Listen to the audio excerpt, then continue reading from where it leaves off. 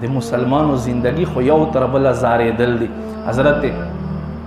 بی بی عائشہ رضی اللہ تعالی عنہ فرمائی جنگ وقت فرمائی حضرت اکرمہ خوا تراغمہ بس زلکدن و زخمی پروتو او العطش العطش العطش نعرے کولے تگیم فرمائی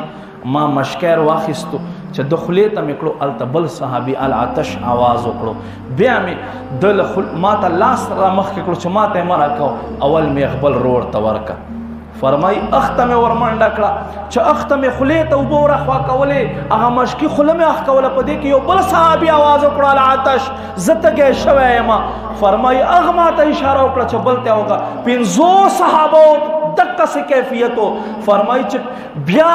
ما پنځم خواته ورغم په دې کې مې حضرت اکرمه بیا آواز واورېدو فرمائی پنځم ما ته وی چې ما اکرمه ورته زیات ضرورت دی اخته وروړه چې حضرت اکرمه ته راتلمه هغه جامع شهادت څکلی و چې دویم ته راغم هغه هم جامع شهادت څکلی و چې بل ته راغم هغه هم جامع تر دې پورې چې 50 واړو جامع شهادت وڅکلو خو په دې وخت کې مسلمان روړ دې پاره قرباني وکړه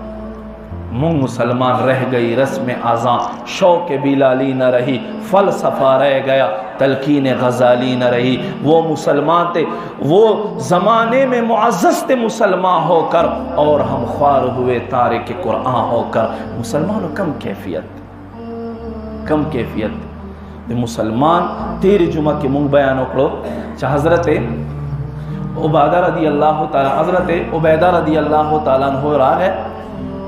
مجلس ډکته ځای نشته دو قتل چټیان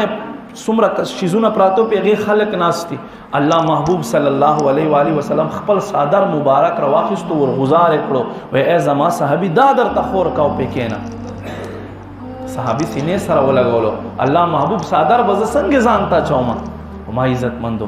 دا هم خلقو یو مونږ هم خلق یو مونږ سکو خدای ذات قسم دنیا پاتا دی دنیا ارس پاتا دی